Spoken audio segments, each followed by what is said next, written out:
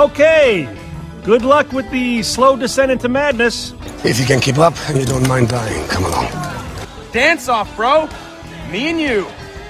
You know what? There's something just extremely uncomfortable about a man your size sniffing a flower. We're gonna need a new plan.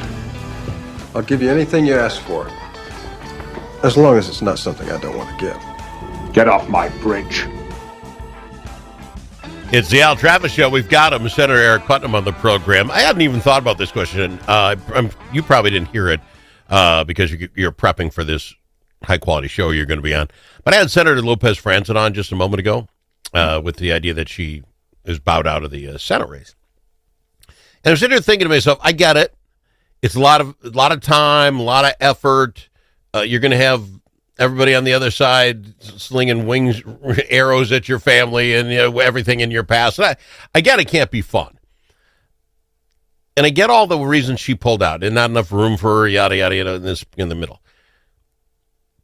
But if we screwed up elections so bad, and here's my point, even from your side, if you guys had a Senate run on your side with Angie Craig, Peggy Flanagan, and Lopez Franzen, what a great run. What a great way to, you know what I'm saying? I mean, that would be three super qualified, super quality people to choose from, and some have to pull themselves out just because of the nature of the beast. It's sad for me. Now, they're not on my side. I wouldn't be, but she's a nice lady, and she's smart, and she's got the credentials, and she has to pull out because there's just not enough room, and it surely isn't worth the pummeling that you would get. Am I wrong? Maybe the system's wrong. No, it absolutely is, and you're absolutely right. But I got to say that it sounds like you want a door knock for one of those three, and I'm going to say feel free. Feel free to do that. I won't knock them. I won't knock for them, but I won't knock against them unless there's a real reason. I guess I told her, I believe if we sat on a ballot day and just went through, her and I would never vote the same on anything. But I enjoy her immensely in that, a lot like you, kissing up day to day, you look a guy in the eye, you hear him, you talk to him, and you at least feel heard. Now, you probably go right into the Senate meeting and say, that Al's a knucklehead. Fine, but at least you heard that I was a knucklehead. I appreciate that out of her. I've met Angie Craig. I have not met Lieutenant Governor Flanagan. I only know what I know from reading and the stuff. But that would be three quality people running for a really important job. And it's too bad one had to back out. No, I totally agree with you. But what I think, and Melissa's awesome too. All three of them are great. Yeah. And we don't even know that those are going to be our only candidates. There might be even more people hopping in. But what I think your deeper point, which is actually a really good one, and again, I'm sorry for saying that, but you make a really good point. But there are distinct kinds of lanes. There's the ideological lane, there's the sort of community relationship lane, and then there's the money lane. Yeah. And in order to compete for statewide, I think you have to have a car in all three lanes. And that's unfortunate for both parties, for anybody who wants to get involved. And the other thing you're talking about here too is that all three of those lanes are partisan lanes. I'm not sure if this metaphor is still working, but like there's no separate road for the independent. Yeah, because you have no access to any one of those lanes. No, I get it. It's nice you guys would have plenty to choose from. In fact, so many people are backing out. I don't know what we're going to do on this side. It's all one lane and no one driving that way. That's okay. We'll get into that more later. I would like to now, if we can, discuss something that's teed me off today. And the fact the Senate, you didn't get the budget done. No shocker here. This was coming from a mile away. You could have started with, the Supreme Court having to get involved to decide if you're all going to work or not. Fine. You didn't get her done. Here's what bothers me. We get Senator Gustafson on this program very early on in the session. She brings up this fraud, what do you call it? Independent general guy. And I love it on the show. She's a lefty, but I go, this is brilliant. This is brilliant. And she got a Republican to sign up on it, and they're massaged and they're doing the thing. We have over $600 million in waste and fraud in the state of Minnesota. They couldn't get that past the line. The Senate passed it, by the way, Senate passed it, bipartisan, but Senate passed it. The House wouldn't take it up. The same body that the one other law that we talked about literally was, if you work for the state of Minnesota and you suspect fraud, you have to turn it in. And we'll check it out.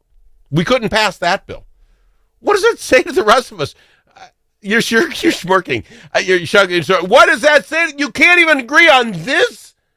Well, so here's the thing. We talked about this a little bit before, and thus my smirk is the difference between the bodies is as big or bigger than the difference between the parties. And I was a co-author on the OIG bill, happily, proudly. And Heather, were you really? Why haven't you brought that up? Maybe you haven't. I just wasn't paying attention. Because okay, I well, just thank answer you. your questions. I don't get to set the table. I just eat. That's fair enough. But no, so I was on that bill, and honestly, Heather Gustafson's one of my favorite people in St. Paul. She's a really good egg. But and you know, one of the things that should blow your mind too is we have people over in the House who created a whole committee to talk about fraud, but they couldn't talk about the way to fix it because it's more fun to complain than it is to actually roll up your sleeves and get to work. And that's what happened with the Office of Inspector General and why it went through the Senate but not through the House. Okay, again, you can tell me why. Tell me how I, as just Joe average guy, American Minnesota guy, just paying my taxes in, being told what's going to happen. Taxes are going up again. We're going to pay more of this. Fine, I'll pay my fair share. Oh, but that's okay. We just won't stop people from stealing us blind. It's just too much work. We'd have to come up with an idea, and then we'd have to pass it. I'm stoked right here. No, it is so much easier to say no. If we go back to what we were talking about before, about the different lanes, there's a fourth lane, and that's bitching. You got to have something to whine and complain about. And that's so, dude, it's so much easier to be self-righteous, to complain, to say no, than it is to actually go to work and try to do something. And that's what the OIG bill did. And that's what people could have. Is this a management deal and that the management didn't care for this? Because here's where I'm coming. The other thing that I'm kind of a little ticked off because I didn't care. It makes no never mind of me. Gets my uncle out early, I suppose. It's closed Stillwater Prison. That came out of nowhere. I'm reading the papers every day. I don't remember some big, long committee meeting about shutting down Stillwater and what we're going to do.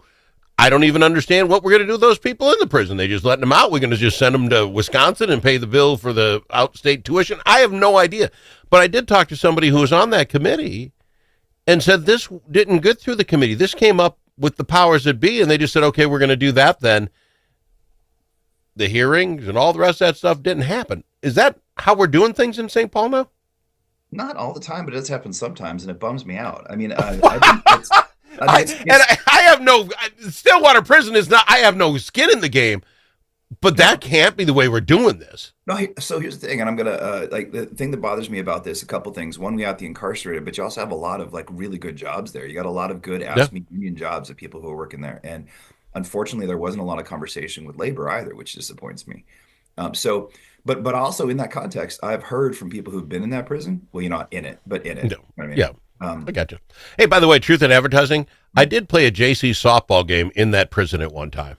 They get all home games, which is obvious, their team, but the JCs, we played there one time.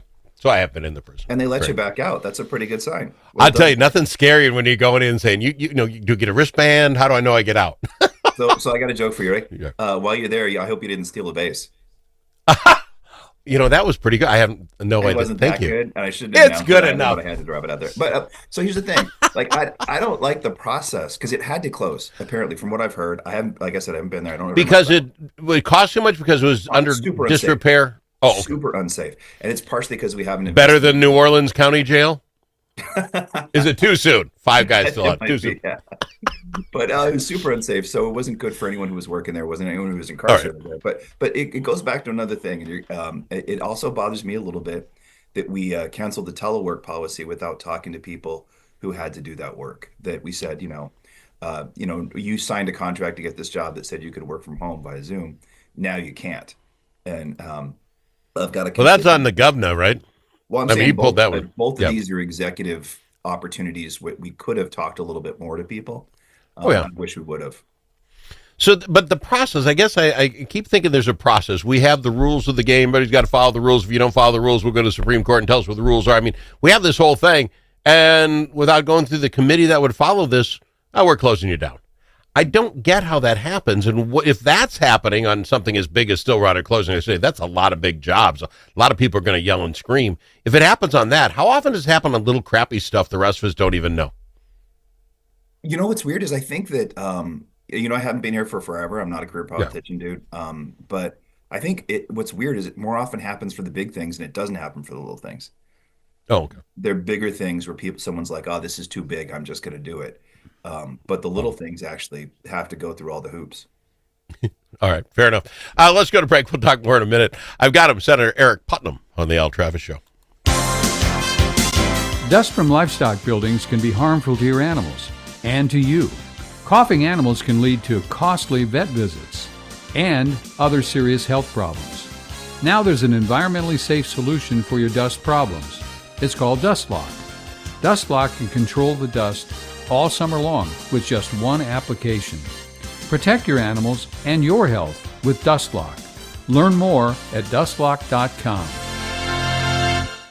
Achieving your financial goals requires individual planning and a comprehensive approach. At Midwest Money Management, our mission is to provide you with the knowledge, tools, and confidence to feel comfortable financially today and secure about tomorrow. Learn more at MidwestMoneyManagement.com. That's MidwestMoneyManagement.com.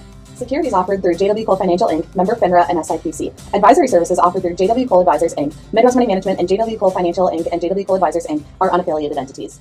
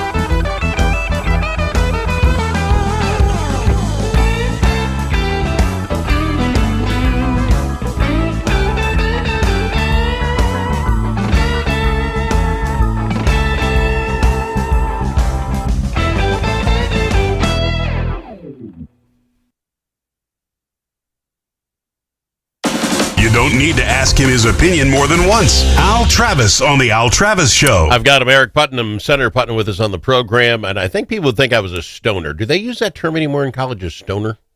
As much as I want to talk about, do they? I don't have any idea.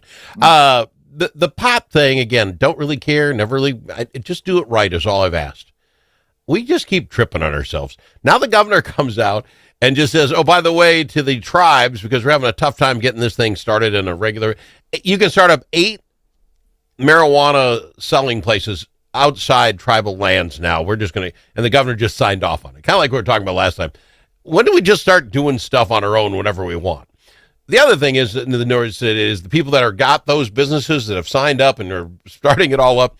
Well, before they even get started, y'all, they up the tax on it by 50%. It's going to be a 10% tax. Now it's 15%. And they're like, you're going to tax it to a point where it's just cheaper to buy it from the black market. So they're whining.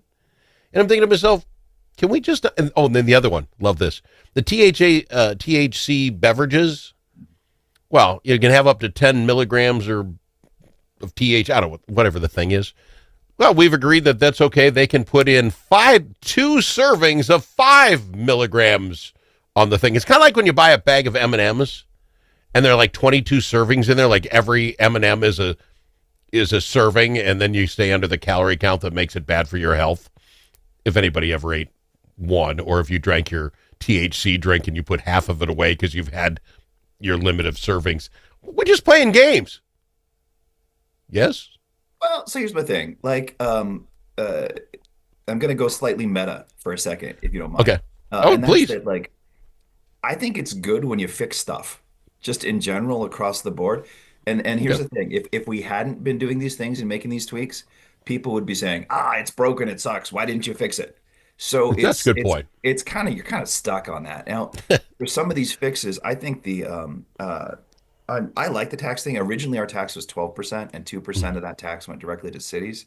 I think that's what we should have kept, but we took out 2%, partially for the argument you're talking about. But we're still totally different from the states that tax it at 30%, like Colorado and Washington State. So the states that have not managed to tamp down their black market are ones who are taxing it way more than we are. So on the tax, this is a little rip on my Republican side. We stood on no new taxes. There will be no new taxes. Right. Well, if it's on marijuana, because come on, we're not all. So a little hypocrisy on my side. I'm not sticking up for it. But my point being is that we haven't even got this thing off the ground. And all the things we've signed up for are already being fixed. It's like the taxation. You just need more money. That's all. But that's part of it too. That's fair. That's a fair point. Now, the other one I want to talk about is maybe I'm just nuts. But you get into the overtime, the special session, and all of a sudden they created workforce groups, something like Zoom groups, whatever you guys call yourselves. And so now you got to get work done. They come out and said, you've got till today to get all the money things figured out that we told you to get figured out. You got to get it done by today. We might even call a special session by Friday. What in the world changed? Thursday came out. We got people beating on the door saying how bad you are by this. Now, special session on Tuesday. I'll give you to Wednesday to get it figured out. Are you telling me we're just 36 hours from getting our work done? Dude, some of these things are so close, it's crazy. And let me tell you a quick story about one. Right, a higher education bill, completely signed, everything done. People signed the spreadsheets with your official commitment. I've made a deal. The very next morning, the Republican chair wakes up and says, I changed my mind. Deal was done. Deal was signed. Next morning, Marion Aric wakes up and says, I changed my mind. I have one more demand. Oh.